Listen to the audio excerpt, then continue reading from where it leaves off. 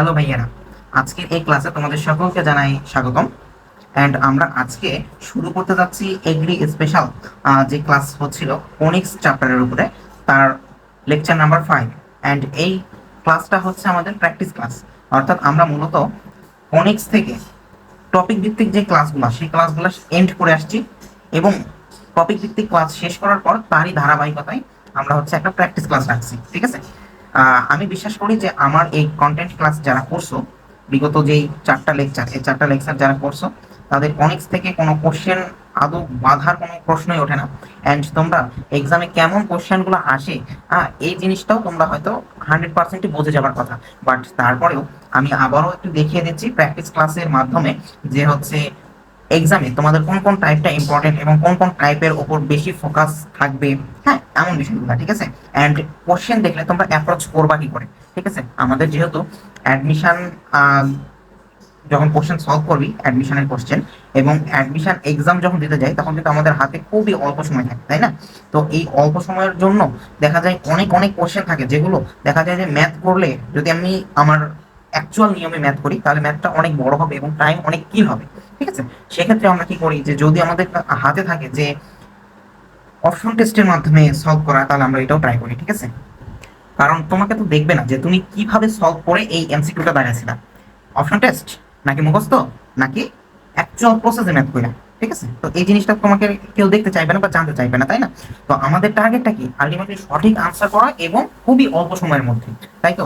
তো আর বেশি কথা না বলে আমরা আমাদের ক্লাসের মূল ফোকাসটা চলে যাচ্ছি। ঠিক আছে, তো আমরা আজকে বেশ কিছু ম্যাথ সলভ করবো এবং আজকের ক্লাসটা খুব অল্প সময়ে শেষ হয়ে যাবে। ঠিক আছে, কারণ আমাদের যে কয়টা ম্যাথ আছে, হাতে গোনা 10-12টা ম্যাথ রাখছি, এবং এই ম্যাথগুলো, এই টাইপগুলো আয়ত্তে আনতে পারলে, এগুলোর উপর ফোকাসটেবল থাকলে তুমি আলটিমেটলি ফনিক্স থেকে কোনো সমস্যা করবে না। ঠিক আছে, তো তাহলে আমরা প্রথম কোশ্চেনটা দেখতেছি। ঠিক আছে, প্রথম কোশ্চেনে কি বলছে, কোন বিন্দুটা, এই যে এটা কার সমীকরণ, উপবৃত্তের সমীকরণ, তাই না? উপবৃত্তের সমীকরণটা কি দেওয়া আছে, x²/9 + y²/16 = 1 এর বহির্ভাগে অবস্থিত, অর্থাৎ এই উপবৃত্তের বাহিরে কোন বিন্দুটা অবস্থিত, এটা আমাদের কাছে জানতে চাইছে। তো এইটার জন্য আমরা সাধারণত কি জানি, যদি এই যে এটা হচ্ছে এক্স এর ভ্যালু, প্রথমটা এক্স এর ভ্যালু, পরেরটা ওয়াই এর ভ্যালু, প্রতিটা বিন্দুর ক্ষেত্রে, তাই না? তো তার মানে এই এক্স এবং ওয়াই এর ভ্যালুটা এই ইকুয়েশনে বসালে যদি 1 এর সমান হয়, অর্থাৎ এই যে লেফট হ্যান্ড সাইড আর রাইট হ্যান্ড সাইড ইকুয়াল হয়ে যায়, তার মানে এই সেই বিন্দুটা এই উপবৃত্তের ওপরে অবস্থান করবে। ঠিক আছে, যদি 1-এর থেকে বড় হয়, তাহলে এই পরাবৃত্তের বাহিরে অবস্থান করবে সেই বিন্দুটা। যদি 1-এর থেকে কম হয়ে যায় তোমার হচ্ছে লেফট হ্যান্ড সাইড বা বাম পক্ষটা, তাহলে হচ্ছে ওই বিন্দুটা পরাবৃত্তের ভেতরে অবস্থান করবে। কথা কি বলছি? তো তাহলে দেখো, যদি এই বিন্দুটা বসাই তাহলে কি হবে, এই বিন্দুটা বসাও, তাহলে 9, এটা 0, তার মানে 1 হয়ে যাচ্ছে। তার মানে এই বিন্দুটা কি করবে, পরাবৃত্তের ওপরে অবস্থান করবে। ঠিক আছে, এই বিন্দুটা কি করবে, 0, এটা হচ্ছে ভেতরে অবস্থান করবে। বুঝছি? তুমি কইরা দেখো, আমি এমনি করতেছি, বাট তোমরা হচ্ছে খাতায় কইরা দেখো, সবকিছু বসাও, ক্যালকুলেশন করে দেখো, দেখবা এটা 1-এর থেকে ছোট আসতেছে এই বিন্দুটা বসালে, তাহলে এটা কি হচ্ছে, পরাবৃত্তের ভেতরে অবস্থান করবে। বুঝছি? এই বিন্দুটা যদি x এর পরিবর্তে -2 বসাই, -2 এর উপর স্কয়ার 9 প্লাস 3 এর উপর স্কয়ার বাই হচ্ছে 16 যদি বসাই, তাহলে আমরা কি পাচ্ছি, এটা হচ্ছে 4/9 প্লাস হচ্ছে 9/16। এটা হচ্ছে আলটিমেটলি আমাদের আসতেছে কত, আলটিমেটলি আসতেছে আমাদের এখানে 144 হচ্ছে লসাগু, এইখান থেকে এটা এখানে হচ্ছে 145 আসতেছে। বুঝছি? যোগ করে দেখো, লসাগু করে দেখো, যেটা হচ্ছে আমাদের 1-এর থেকে বড় একটা সংখ্যা। তাহলে কাজে আমরা বুঝতে পারতেছি কি, এই বিন্দুটা আমাদের বহির্ভাগে অবস্থান করবে। বুঝছি? এই কোশ্চেনটার আনসার হচ্ছে এটা। আর আরেকটা কথা বলি, আমি যেহেতু কোশ্চেনের সবকিছু একবারে ডিটেল ব্যাখ্যা করে বোঝাচ্ছি, এই জন্য হচ্ছে আমার টাইম একটু কিল বেশি হবে। বাট তোমরা নিজে নিজে যখন সলভ করবা, তখন এগুলা 1 মিনিটেই হয়ে যাবে। যে প্রথমে এই বিন্দুটা বসায় চেক করবা, তখন দেখবা যে হচ্ছে এই বিন্দুটা, এ নাম্বার যে বিন্দু আছে, এই বিন্দুটা হচ্ছে উপবৃত্তের ওপর অবস্থান করতেছে। বি নাম্বার যখন দেখবা, বি নাম্বার দেখবা হচ্ছে এই উপবৃত্তটা ভিতরে অবস্থান করতেছে। তারপরে এগুলো আমরা আলটিমেটলি সব কয়টা অপশন টেস্ট করে ফেলবো। বুঝছি? তো এটা হচ্ছে 1 নাম্বার গেল। এখন আমরা যদি 2 নাম্বার কোশ্চেনে যাই, তো 2 নাম্বার কোশ্চেনটা আমাকে কি বলা হয়েছে এটা একটু দেখি। এই যে একটা সরলরেখা দেওয়া আছে এবং হচ্ছে একটা উপবৃত্তের ইকুয়েশন দেওয়া আছে। এখন এটার স্পর্শক, এখন স্পর্শক হবার জন্য আমি তোমাদেরকে উপবৃত্তের যে লেকচারটা করেছিলাম, সেইখানে আমি একটা শর্ত লিখে দিয়েছিলাম, মনে আছে কি, c² = a square m square plus b square. তো এইখানে এ এর ভ্যালু কত? এ এর ভ্যালু 4 ইন্টু এম এর ভ্যালু কত? এম ঢাল না, তার মানে হচ্ছে 5, 5 এর উপর স্কোয়ার প্লাস হচ্ছে বি এর ভ্যালু কত? বি স্কোয়ার ভ্যালু হচ্ছে 3, তার মানে সি এর ভ্যালুটা হবে রুট ওভার অফ 103, অর্থাৎ আনসার হচ্ছে এটা। বুঝছি? আচ্ছা, যদি এটা বুঝে থাকি তাহলে নেক্সট আমরা 3 নাম্বার কোশ্চেনে চলে যাব, ঠিক আছে? তো 3 নাম্বার কোশ্চেনে কি বলা হয়েছে, এইরকম কোশ্চেনগুলো অনেক ইম্পর্টেন্ট, ঠিক আছে? এবং দেখবো যে আমি যে কটা কোশ্চেনই করাচ্ছি সেগুলো হচ্ছে এক্স কোশ্চেন, এবং এই কোশ্চেনগুলো কিন্তু বিগত বছরে আসছে, তার মানে এগুলো টাইপগুলো অনেক ইম্পর্টেন্ট, তাই তো? তো দেখো আমরা 3 নম্বর কোশ্চেনটা সলভ করার প্রসেসে চলে যাচ্ছি। তো 3 নম্বর কোশ্চেনে বলা হয়েছে একটি উপবৃত্তের উপকেন্দ্রিক লম্ব ক্ষুদ্রাক্ষের অর্ধেক, তাহলে ই মানে উৎকেন্দ্রিকতা কত? এটা কিন্তু বাউতে আসছে 18-19 সেশনে, ঠিক আছে? তাহলে দেখো উপকেন্দ্রিক লম্ব, তাহলে আমরা ধরে নিচ্ছি এই উপকেন্দ্রটা কোন অক্ষের ওপর অবস্থিত। ধরলাম এই উপবৃত্তের বৃহদাক্ষটা হচ্ছে এক্স অক্ষ, ঠিক আছে? তাহলে উপকেন্দ্রিক লম্বর যেই সমীকরণ, উপকেন্দ্রিক লম্বটা কি হবে? 2b স্কয়ার, কারণ ছোটটার উপর স্কয়ার বাই বড়টা, কারণ বৃহদাক্ষ এ না, তাহলে এটা এই উপকেন্দ্রিক লম্বটা হবে ক্ষুদ্রাক্ষের অর্ধেক, তার মানে হাফ অফ ক্ষুদ্রাক্ষ। ক্ষুদ্রাক্ষ কত? টোয়াইস বি, তাই তো? এই হাফ এই হাফ, এই টু ক্যান্সেল, তার মানে বি থাকতেছে। এই পার থেকে এই পার একটা বি কাটে যাবে, তার মানে twice B by A equals to 1 থাকতেছে, অর্থাৎ B by A is equals to half. এটা কি বুঝি? আচ্ছা, উৎকেন্দ্রিকতা ই ইজ ইকুয়ালস টু আমরা কি পড়েছিলাম ভাইয়া বলতো একটু? এটা পড়েছিলাম না, 1 মাইনাস ছোটটার উপর, বা হচ্ছে এইটা ছোটটার উপর স্কোয়ার বাই হচ্ছে বড়টার উপর স্কোয়ার, এমন কিছু পড়ছিলাম না? তার মানে 1 মাইনাস এইটার উপর স্কোয়ার, তাই না?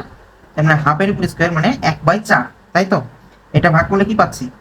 3/4 পাচ্ছি রুট ওভার, তার মানে √3/2 পাচ্ছি। এটাই তো আমাদের আলটিমেটলি আনসার, তাই না? তো আশা করি এই 3টা কোশ্চেনই আমরা খুব ভালো করে বুঝতে পারছি, তাই তো? এবার আমরা 4 নম্বর কোশ্চেন সলভ চলে যাচ্ছি, ঠিক আছে? এন্ড আমি যখন অফলাইনে পড়াইতে গেছি, বুঝছো, তখন কি হয়েছে, এই 4 নম্বর কোশ্চেনটা আমি, তখন ও আমাকে বলছে যে ভাইয়া এই যে 4 নম্বর যে কোশ্চেনটা আমাকে দিয়েছেন, এইরকম কোশ্চেন কি আদৌ অ্যাডমিশনে আসবে? তো আমি তাকে বলছি ভাইয়া যে এটা একাডেমিক না, এটা হচ্ছে অ্যাডমিশনেরও কোশ্চেন। অ্যাডমিশনেও তোমার কাছে এমন কিছু কোশ্চেন থাকবেই যেগুলো হচ্ছে তোমরা সকলেই পারবা, ঠিক আছে? যেগুলো দেখে তোমরা এক্সাম হলে খুশি হয়ে যাবে, ঠিক আছে? যে আরে এরকম কোশ্চেনও অ্যাডমিশনে দেয়, ঠিক আছে?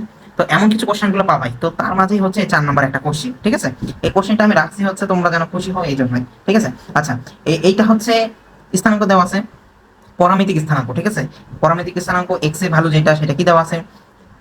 এ sec থিটা, আবার হচ্ছে ওয়াই যেটা কোটির স্থান, কোটির স্থানে কি দেওয়া আছে? বি tan থিটা, তাই তো?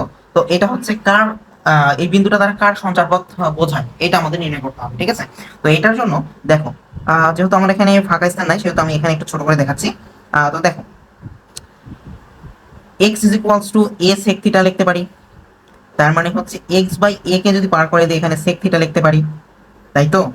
আবার y is equals to b tan theta লিখতে পারি, y by b equals to tan থিটাও লিখতে পারি। b কে জাস্ট এবারে পার করে দিয়েছি 1 নাম্বার ইকুয়েশনের মতো, ঠিক আছে? এখন 1 নাম্বার এবং 2 নাম্বার দুইটাকেই বর্গ করব, ঠিক আছে? বর্গ করার পর কি করব? 1 নাম্বার থেকে 2 নাম্বার বিয়োগ করব, ঠিক আছে? তাহলে আমরা কি পাবো জানো? Divided a square minus y square divided b square equals to 1 পেয়ে যাবো। 1 কেন পাবো? sec square theta minus tan square theta equals to যে 1 হয়, এই ফর্মুলা আমরা সেই কি 9 10 থেকেই জানি, তাই তো? তো তাইলে হচ্ছে এই রকম যে ইকুয়েশনটা পাচ্ছি, এই ইকুয়েশনটা কার ইকুয়েশন?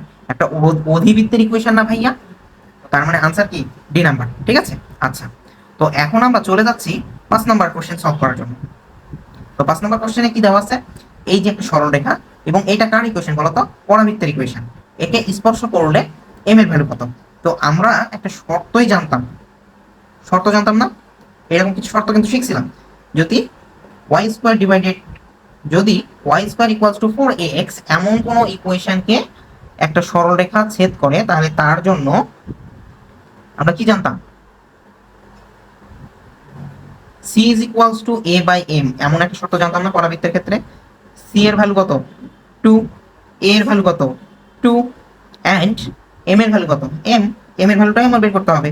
তাহলে m এর ভ্যালু আলটিমেটলি আমরা 1 পাচ্ছি না, এটাই হচ্ছে আমাদের আনসার, অর্থাৎ পাঁচের আনসার সি, ঠিক আছে? এবার আমরা নেক্সট কোশ্চেনে চলে যাচ্ছি, 6 নাম্বার কোশ্চেন। তো দেখো 6 নম্বর কোশ্চেনে কি বলা হয়েছে। 6 নম্বর কোশ্চেনে বলছে একটা পরাবৃত্তের ইকুয়েশন দেওয়া আছে, এর উপকেন্দ্রিক লম্ব এবং নিয়ামক রেখার যে লম্ব দূরত্ব আছে এইটা হচ্ছে আমাদেরকে নির্ণয় করতে হবে। তো ভাইয়া এটা আমরা কেমনে নির্ণয় করব? তো এইটার জন্য তোমাদেরকে আমি একটু চিত্র দিয়ে বোঝাতে যাচ্ছি, তাহলে তোমরা হয়তো একটু ভালো বুঝতে পারবা। ঠিক আছে, ধরো এই জায়গায় হচ্ছে আমাদের পরাবৃত্ত আছে, ঠিক আছে। আমি কিন্তু কোনো কারণে এই পরাবৃত্তের জন্য চিত্র দেখাচ্ছি না, আমি একটা ন্যাচারাল একটা স্বাভাবিক আমি একটা ধরে নিচ্ছি, ঠিক আছে, এরকম একটা পরাবৃত্ত আছে, ঠিক আছে। অর্থাৎ তোমরা যদি এইভাবে চিন্তা করো যে এটা হচ্ছে আমাদের নিয়ামক রেখা, ঠিক আছে, আমরা একটা ন্যাচারাল একটা পরাবৃত্ত আঁকাচ্ছি, ঠিক আছে, ন্যাচারাল পরাবৃত্ত আঁকালাম। এই যে এটা হচ্ছে একটা পরাবৃত্ত এন্ড এইটা হচ্ছে তার কি নিয়ামক রেখা। তাহলে এই শীর্ষবিন্দু থেকে নিয়ামক রেখার দূরত্ব এবং এটা হচ্ছে আমাদের উপকেন্দ্র, হুম, উপকেন্দ্রের দূরত্ব দুইটাই সমান না, দুইটাকে ধরলাম এ। তার মানে এইখান থেকে ঠিক নিয়ামক রেখার যে পাদবিন্দু আছে এই পাদবিন্দু থেকে তোমার উপকেন্দ্র পর্যন্ত যে দূরত্ব এটা কি টোয়াইস এ না? তার মানে আমাদেরকে আলটিমেটলি টোয়াইস এ এর ভ্যালুটা নির্ণয় করতে হচ্ছে, তাই না? লম্ব দূরত্ব, দূরত্ব কখনো কি নেগেটিভ হতে পারবে না, সেহেতু আমাদের পজিটিভ কিছুই পাবো, তাই তো? এই জিনিসটা তাহলে তো বুঝছি। তার মানে ওই ইকুয়েশনটি নিয়ে আমাদের কাজ হবে। এটা লিখতে পারি, এই যে এই ইকুয়েশনকে জাস্ট 4x কে আমরা ডান পাশে পার করে দিয়েছি, ঠিক আছে। তার মানে y square is equals two 4 into -1 into x, তাই না? অর্থাৎ এই যে a এর ভ্যালুটা এটা কিন্তু 1, আর এটা মাইনাসটা কি দিক কি মিন করতেছে? মাইনাসটা হচ্ছে আমাদের এটা যেহেতু x অক্ষে তোমার হচ্ছে সিমেট্রিক হবে, সেহেতু x অক্ষে যে বাম পাশে সিমেট্রিক হবে বা ঋণাত্মক দিকে সিমেট্রিক হবে, এই জিনিসটা বোঝাচ্ছে, ঠিক আছে। তো a এর ভ্যালুটা কত? a এর ভ্যালুটা কত? 1। তার মানে 2a এর জন্য ভ্যালু কত? 2 ইনটু 1। অর্থাৎ আমাদের এই যে উপকেন্দ্রিক লম্ব এবং নিয়ামক রেখার যে মধ্যবর্তী দূরত্ব, এই দূরত্বটা হচ্ছে 2। অর্থাৎ 6 এর আনসার হচ্ছে বি, ঠিক আছে, বুঝছি। এন্ড পরবর্তী কোশ্চেন যদি আমরা সলভ করতে চাই, পরবর্তী কোশ্চেনে আমাদেরকে কি বলা আছে দেখো। এইটা একটা ইকুয়েশন এবং আবদ্ধ ক্ষেত্রের কেন্দ্র হতে পরিধি পর্যন্ত দূরত্ব কত একক। তো ভাইয়া এই ইকুয়েশনটা দেখে তোমার বোঝা উচিত যে এটা কার ইকুয়েশন। এটা একটা বৃত্তের ইকুয়েশন না ভাইয়া? তো বৃত্তের ইকুয়েশন আমরা কেমনে বুঝলাম? এই যে দেখো এক্স স্কোয়ার এবং ওয়াই স্কোয়ারের সামনে দুইটা সহগের চিহ্নই কিন্তু সেম এবং দুইটা সহগ কিন্তু সমান, তাই না? তো এখন 4 দিয়ে সবগুলোকে ভাগ করে দাও, তাহলে কি পাচ্ছি? X square plus y square equals to 1/4। তো 1/4 মানে কি 1/2 এর উপর স্কোয়ার। তো এই যে কেন্দ্র থেকে পরিধি, এই যে একটা বৃত্ত যদি আঁকাও, বৃত্তের একটা কেন্দ্র, কেন্দ্র থেকে পরিধি পর্যন্ত দূরত্ব কি ব্যাসার্ধ না? এটা তো ব্যাসার্ধের উপর স্কোয়ার লিখছি, তার মানে ব্যাসার্ধের ভ্যালু কি হাফ, অর্থাৎ ডি নাম্বার आंसर, বুঝছি। এবার আমরা চলে যাচ্ছি 7 নাম্বার কোশ্চেন সলভ করছি যেহেতু। আচ্ছা, তাহলে আমরা এবার চলে যাচ্ছি 8 নাম্বার কোশ্চেনে, ঠিক আছে। আচ্ছা, তো দেখো 8 নাম্বার কোশ্চেনে কি বলা হয়েছে, একটা পরাবৃত্তের ইকুয়েশন দেওয়া আছে এবং দ্বিঘাতের সমীকরণ নির্ণয়। তো ভাইয়া এইরকম টাইপ কিন্তু আমি ক্লাস 1-এ করাইছি, অর্থাৎ লেকচার 1, ঠিক আছে। তো লেকচার 1 তোমরা অবশ্যই বুঝে আসছো, এখন তো আমি জাস্ট প্র্যাকটিস করাবো, ঠিক আছে। তো দেখো লেকচার 1-এ কি করেছিলাম, দ্বিঘাতের সমীকরণ নির্ণয়ের ক্ষেত্রে যার স্কোয়ার থাকবে অর্থাৎ যার দ্বিঘাত থাকবে তার বিপরীতটা দিয়ে শুরু হবে। অর্থাৎ যদি ওয়াই স্কোয়ার থাকে তার মানে এক্স মাইনাস এক্স এর মান প্লাস এ ইকুয়ালস টু 0, এটা হচ্ছে আমাদের দ্বিঘাতের সমীকরণ হবে, ঠিক আছে। তো তাইলে হচ্ছে এই এক্স এর মানটা কি আমাদের শীর্ষবিন্দুর ভুজের মান, তাই না? তো এটা কেমন নির্ণয় করব? এটা নির্ণয় করার জন্য যার দ্বিঘাত থাকবে তার সাপেক্ষে আমরা কি করব? অন্তরীকরণ করব। অন্তরীকরণ করলে কি পাচ্ছি? -4y equals to 0। তার মানে y এর ভ্যালু পাচ্ছি, আচ্ছা, 2y ইজ -4 ইকুয়ালস টু 0। তার মানে y এর ভ্যালু পাচ্ছি আমরা 2। এই y এর মানটা যদি এইখানে ইনপুট দিই তাহলে আমরা x এর ভ্যালু পাবো। x এর ভ্যালু কত পাবো? তাহলে দেখো x এর ভ্যালু আমরা 3 পাচ্ছি, ঠিক আছে। এন্ড আমাদের a এর ভ্যালুটাও কিন্তু প্রয়োজন, তাই না?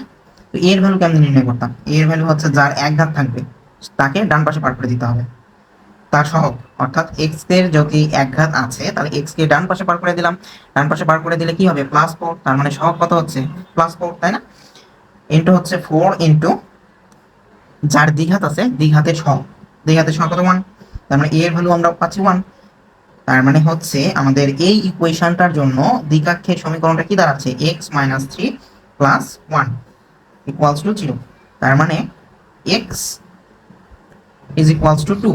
এটা হচ্ছে আমাদের কি দ্বিঘাত বা হচ্ছে নিয়ামক রেখার সমীকরণ, অর্থাৎ 8-এর এ নাম্বার হচ্ছে আমাদের আনসার, ঠিক আছে। আচ্ছা, এবার আমরা চলে যাচ্ছি 9 নাম্বার কোশ্চেন সলভ, ঠিক আছে। তো 9 নাম্বার কোশ্চেনটা দেখো সি ভাষাতে আসছে, ঠিক আছে। তো অবশ্যই এটা এই টাইপটাও ইম্পর্টেন্ট, ঠিক আছে। তো উপকেন্দ্র নির্ণয় এইটা যখন শিখেছিলাম তখন আমি কি বলছিলাম যার উপর দ্বিঘাত থাকবে সেইটার অবস্থানটা স্থির থাকবে, অর্থাৎ এখানে ওয়াই এর দ্বিঘাত আছে, তার মানে উপকেন্দ্রের যে স্থানাঙ্ক, এই স্থানাঙ্ক ওয়াইটা স্থির থাকবে, এক্স প্লাস এ হবে। বুঝছি? তার মানে এ এর ভ্যালু কিভাবে আমরা নির্ণয় করব? ঠিক সেম প্রসেসে, আগে যেভাবে করলাম সেম প্রসেসে। যার এক ঘাত আছে তাকে ডান পাশে পার করে দিতে হবে 4 ডিভাইডেড 4 হচ্ছে সূত্রে, ঠিক আছে। ওয়ানটা কি? ওয়ানটা হচ্ছে যার এক ঘাত আছে, এক ঘাতের তো ওয়াই স্কোয়ার, ওয়াই স্কোয়ারের সহগটা কত? ওয়ান না? তার মানে এর ভ্যালু কত? ওয়ান। আচ্ছা, এখানে এক্সটা ভাইয়া, এক্স হচ্ছে আমাদের শীর্ষবিন্দুর যে স্থানাঙ্কটা থাকবে তার ভুজ, এবং ওয়াইটা হচ্ছে শীর্ষবিন্দুর যে কোটি থাকবে তার মান, ঠিক আছে। তো কোটি এবং শীর্ষবিন্দু নির্ণয় করা, কোটি এবং ভুজের মান যেটা নির্ণয় করা, অর্থাৎ শীর্ষবিন্দুর স্থানাঙ্ক, এটা তো নির্ণয় করা আমরা শিখছি, তাই না? তো শীর্ষবিন্দুর স্থানাঙ্কটা যদি নির্ণয় করতে পারি তাইলে হচ্ছে আমরা আগে নির্ণয় করে ফেলবো। শীর্ষবিন্দুর স্থানাঙ্ক নির্ণয় করার জন্য কি করতাম? যার দ্বিঘাত থাকবে তার সাপেক্ষে কি অন্তরীকরণ, তার মানে হচ্ছে ওয়াই স্কোয়ার। ওয়াই স্কোয়ারকে আমরা যদি অন্তরীকরণ করি তার মানে 2y পাবো, 2y ইজ ইকুয়ালস টু 0, তার মানে y ইজ ইকুয়ালস টু কি? 0। যদি 0 বসাই দিই x ইজ ইকুয়ালস টু কত পাবো? -1 পাবো না? -1 যদি পাই, -1, সরি -1 কি পাচ্ছি? একটু ওয়েট। আচ্ছা, হ্যাঁ -1ই তো পাচ্ছি। তো x এর ভ্যালু তাহলে -1, a এর ভ্যালু কত? +1, y এর ভ্যালু কত? 0, তাই না? তার মানে কি আমাদের উপকেন্দ্রটা হচ্ছে মূল বিন্দুতে অবস্থান করতেছে। বুঝছি?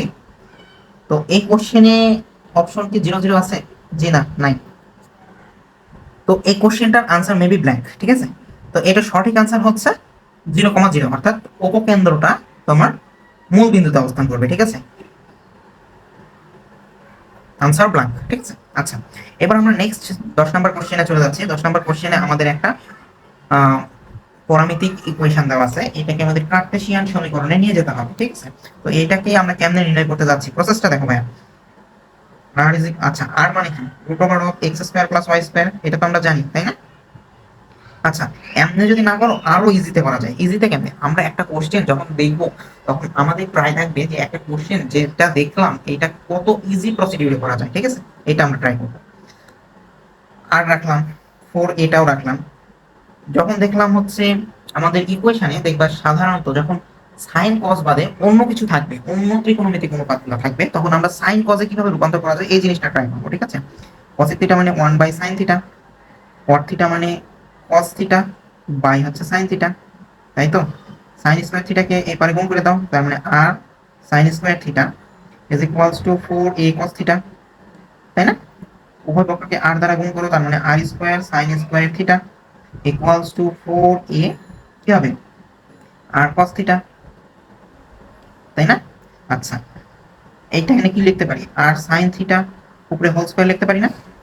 আবার হচ্ছে 4a cos থিটা, এটাও লিখতে পারতাম। তার মানে এইটা মানে কি? y স্কয়ার, y এর ভ্যালুটাই কি হয়? r sin থিটা হয়। তার মানে হচ্ছে এটার পরিবর্তে y স্কয়ারটা লিখতে পারলাম, 4 এটা থাকলো, r cos থিটা এটার পরিবর্তে x লিখতে পারি। এইটাই হচ্ছে আমাদের সেই কার্টেসিয়ান স্থানাঙ্ক। এটা কার সাথে মিলতেছে? a নাম্বারের সাথে মিলতেছে, অর্থাৎ এইটাই হচ্ছে আমাদের আনসার, ঠিক আছে। এন্ড আমরা আমাদের আজকের এই প্র্যাকটিস ক্লাসের একদম লাস্ট পর্যায়ে চলে আসছি, এবং আমরা লাস্ট একটা ম্যাথ সলভ করব। এবং আমি কথা দিচ্ছি ভাইয়া, এইরকম ম্যাথ তোমরা অনেকেই সলভ করো না, কিন্তু আদৌ তোমাদের অ্যাডমিশন লেভেলেই হোক বা একাডেমিক লেভেলেই হোক এইরকম ম্যাথ সলভ করা জরুরি। এগুলো ম্যাথ আসে এবং হামেশাই যদি চলে আসে তাহলে এত সহজ ম্যাথগুলো তোমরা হচ্ছে ভুল করে ফেলবা। কারণ আমি অলরেডি একজনকে অফলাইনে পড়াইতে যে এই ম্যাথটা করতে দিয়েছি, তখন সে কি করছে জানো? আমাকে ওই ম্যাথের আনসার অন্যটা বের করে দেখাইছে যে ভাই এটা আনসার +-2। তো আমি দেখাচ্ছি ম্যাথটা কেমন, তোমরা যারা পারবা তাদের জন্য আমার রিকোয়েস্ট থাকবে যে তোমরা এই লেকচার ভিডিওটা পজ করে জাস্ট তোমরা খাতায় কোশ্চেনটা তুলে তোমরা ম্যাথটা করার ট্রাই করবা, ঠিক আছে। এবং দেখবা যে আমার আনসারের সাথে তোমার আনসার মিলে কিনা, ঠিক আছে। আচ্ছা দেখো, তাহলে আমরা নেক্সট ম্যাথে চলে যাচ্ছি। তো দেখো 11 নম্বর ম্যাথে আমাদেরকে কি বলছে, কোশ্চেনটা একটু পড়ো। কোশ্চেনে বলছে এই যে একটা সরলরেখার ইকুয়েশন দেওয়া আছে, এটা হচ্ছে একটা পরাবৃত্তের ইকুয়েশন। এই সরলরেখাটা পরাবৃত্তের স্পর্শক হবে যদি এম এর ভ্যালু, মানে এম এর ভ্যালুটা আমাদেরকে নির্ণয় করতে বলছে, ঠিক আছে। তো এম এর ভ্যালুটা যে নির্ণয় করতে বলছে, তো তোমাকে এখন কি ট্রাই করতে হবে ভাইয়া বলো তো। এখন আমাকে একজন এইটা আনসার দেখাইছে যে ভাইয়া আনসার হচ্ছে +-2, কিন্তু আসলে আনসার হবে এইটা। কেমনে হবে সেটা আমি দেখাচ্ছি। আচ্ছা, এটা বোঝার আগে তুমি আরেকটা জিনিস একটু বোঝো। এটা হচ্ছে একটু হাইলি ভাবে বোঝাচ্ছি, কারণ যেহেতু তোমাদের কোনো কোশ্চেন যেন থাকে না থাকে এই ম্যাথের ক্ষেত্রে, ঠিক আছে? দেখো, একটা সরলরেখা যখন একটা পরাবৃত্তকে ছেদ করতেছে, ধরো এই যে একটা পরাবৃত্ত, এই পরাবৃত্তকে যখন ছেদ করতেছে, তখন এই যে একটা বিন্দুতেই ছেদ করলো, নট একাধিক বিন্দু, অবশ্যই একটা বিন্দুতে ছেদ করতেছে, তাই না? তো যখন স্পর্শ করতেছে তখন অবশ্যই আমাদেরকে কি করতেছে, একটা বিন্দুতে ছেদ করতেছে সরলরেখা এবং পরাবৃত্ত। পরাবৃত্তের একটা নির্দিষ্ট ইকুয়েশন আছে, ধরো এই ইকুয়েশন। এই সরলরেখাটা নির্দিষ্ট ইকুয়েশন আছে, ধরো এই ইকুয়েশন। তো এই বিন্দুতে এক্স এর ভ্যালু আছে, ওয়াই এর ভ্যালু আছে। এখন যদি কোনো কারণে আমরা এক্স এর ভ্যালুটা জানি, কথা বোঝো, এক্স এর ভ্যালুটা কোনো কারণে যদি জানি, সেই এক্স এর মানটা যদি এই সরলরেখার ইকুয়েশনে বসাই, তাহলে আমরা ওয়াই এর ভ্যালু পাবো। অথবা যদি এই ইকুয়েশনে বসাই, তাও আমরা ওয়াই এর ভ্যালু পাবো। অ্যান্ড তাহলে হচ্ছে এক্স এর ভ্যালু এবং ওয়াই এর ভ্যালু যে পাচ্ছি, তার মানে সেই বিন্দুটা কি এই দুইটা ইকুয়েশনটাকে তোমার সিদ্ধ করবে না? কারণ এই বিন্দুতে তো এই দুইটার সংস্পর্শেই আমাদের কি হচ্ছে, স্পর্শক পাচ্ছি। কথাটা কি বলছি? তো দেখো, এটার জন্য আমরা কিভাবে প্রসিডিউরটা অবলম্বন করব। তো এটার জন্য প্রথমে দেখো যে ওয়াই এর y is equals to x square plus 3, আমাদের পরাবৃত্তের equation. Y is equals to কি m x plus c, c এর ভ্যালু 1, এক্স স্কয়ার প্লাস 3। তার মানে এই যে x square minus m x plus 2 equals to 0। একটা কি দ্বিঘাতী ইকুয়েশন পাইলাম না ভাইয়া, বলো তো আমাকে।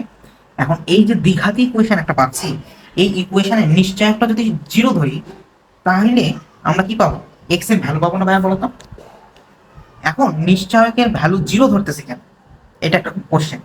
নিশ্চয়কের ভ্যালু 0 ধরলেই আমরা যে স্পর্শ বিন্দুটা পাচ্ছি, এই স্পর্শ বিন্দুর যে স্থানাঙ্কটা, এই স্থানাঙ্কের এক্স এর ভ্যালু অর্থাৎ ভুজের ভ্যালু পাবো। কারণ এই জিনিসটা, ঠিক আছে, আমাদের পরাবৃত্তটা এমনও হইতে পারতো, এটা কি বুঝি, প্লাসের দিকেও হাঁ করতে পারতো, আবার মাইনাসের দিকেও হাঁ করতে পারতো, তাই না? দুই রকম, মানে দুই দিকে সিমেট্রিক হইতে পারতো। এর জন্য তুমি আনসার যেটা পাবা সেটা প্লাস মাইনাস আকারে দুইটা মান পাবা। নিশ্চয়কের ভ্যালু যখন 0 হয় তখন মানগুলো আমরা কি সমান পাই, কিন্তু একটা প্লাস মাইনাস এমন হয়ে যায় না? তো এই জন্য নিশ্চয়কের ভ্যালু আমরা 0 ধরি, বুঝছি। অনেকে এই জায়গায় কনফিউশন থাকে যে নিশ্চয় যখন স্পর্শ বলতেছে তখন নিশ্চয়কের ভ্যালু 0 ধরতেছে কেন। তো আলটিমেটলি ধরার কারণ হচ্ছে এরকম, বুঝছি। নিশ্চয় কি বি স্কোয়ার, বি স্কোয়ার মানে মাইনাস এম স্কোয়ার, তাই না? মাইনাস 4, এ এর ভ্যালু 1, বি এর 4 এসি, সি এর ভ্যালু হচ্ছে 2 ইকুয়ালস টু 0। তার মানে এম স্কোয়ার মাইনাস হচ্ছে 4, না মাইনাস হচ্ছে 8 ইকুয়ালস টু হচ্ছে 0। তার মানে এইখানে হচ্ছে এম এর ভ্যালুটা কত পাচ্ছি, m square is equals to 8। তার মানে এম এর ভ্যালুটা আমাদের plus minus root over of 8, তার মানে প্লাস মাইনাস 2 রুট ওভার 2, ঠিক আছে? অর্থাৎ সি নাম্বারটা হচ্ছে আমাদের আনসার, ঠিক আছে? তো আশা করি এই জিনিসটা তোমরা বুঝতে পারছো। তো তারপরও আমি আরেকবার এই ম্যাথটা রিকল করে দিচ্ছি, কারণ এই ম্যাথটা হয়তো অনেকেই ভুল করবা, ঠিক আছে? তো তার জন্য একটু রিকল করে দিচ্ছি, ঠিক আছে? দেখো, কোশ্চেনটাতে কি বলা হয়েছিল, একটা সরলরেখা এবং একটা পরাবৃত্তের ইকুয়েশন দেওয়া আছে। এই সরলরেখাটা এই পরাবৃত্তকে স্পর্শ করবে যদি এম এর ভ্যালু সামথিং কিছু হয়, কোনটা হবে সেটা আমাদেরকে নির্ণয় করতে বলছে, ঠিক আছে? তো এটার জন্য কি করব, আমরা কি জানি, একটা পরাবৃত্ত এই যে একটা সরলরেখা যখন ছেদ করতেছে, ধরি এই একটা পরাবৃত্ত, এই সরলরেখাটা যখন তাকে ছেদ করতেছে তখন তার একটাই কি স্পর্শ বিন্দু পাচ্ছি, অর্থাৎ এক্স এর ভ্যালু এবং ওয়াই এর ভ্যালু একটাই পাচ্ছি। কিন্তু ভাইয়া পরাবৃত্তটা এই দিকে প্লাসের দিকে, এক্স অক্ষের প্লাস দিকে হা না করে সিমেট্রিক না হয়ে মাইনাসের দিকেও তো সিমেট্রিক হইতে পারতো, তাই না? তো এরই জন্য কি করি জানো, আমাদের নিশ্চয়কের যে ভ্যালুটা এটা আমাদেরকে 0 ধরে নিই। কারণ নিশ্চয়কের ভ্যালু 0 হলে কি হয়, আমরা কি বহুপদী করে আসছি, যারা বহুপদী করে আসছো তারা কিন্তু খুব ইজিলি বুঝতে পারতেছো যে নিশ্চয়কের ভ্যালু 0 হলে তোমার মূলগুলো কেমন পাই আমরা, বাস্তব, সমান, এগুলো মূলগুলো পাই, তাই না? এবং মূলত এরকম মূলগুলো পাই। তো সমান যেহেতু মূলগুলো পাচ্ছি, তো সমান মূলগুলো পাইলেও কি হচ্ছে, একটা প্লাস মাইনাস হয়ে যাবে, বুঝছি। আলটিমেটলি এই জন্যই হচ্ছে আমাদের নিশ্চয়কের ভ্যালুটা 0 ধরা। 0 ধরলে আমরা এম এর ভ্যালুটা পেয়ে যাচ্ছি, যেটা আমাদের কাঙ্ক্ষিত আনসার ছিল, ঠিক আছে? আচ্ছা, তো তাইলে হচ্ছে এরই মাধ্যমে আমাদের কনিক্স এর ফুল যে পার্ট সেই অংশটা আমাদের শেষ হয়ে গেছে। তো এরপরে আমরা নিউ একটা চ্যাপ্টার শুরু করব, এবং নিউ চ্যাপ্টার কোনটা শুরু করব সেটা অবশ্যই জানিয়ে দিব। হয় বহুপদী শুরু করবো, না জটিল সংখ্যা শুরু করবো, ঠিক আছে? তো কনিক্স পার্টটা আমার সাথে শেষ করার জন্য তোমাদের সকলকে জানাই ধন্যবাদ। এবং এই পর্যন্ত মানে 1 থেকে লেকচার 5 পর্যন্ত তোমাদের যদি এনি হাউ যে কোনো কোশ্চেন থাকলে আমাকে কমেন্টে জানাবা, এবং আমি ট্রাই করব তোমাদের কমেন্টের সকল কমেন্টেরই আনসার দেওয়ার, ঠিক আছে? এবং আমি আমার দিক থেকে তোমাদের উপকার করার জন্য কি তৎপর।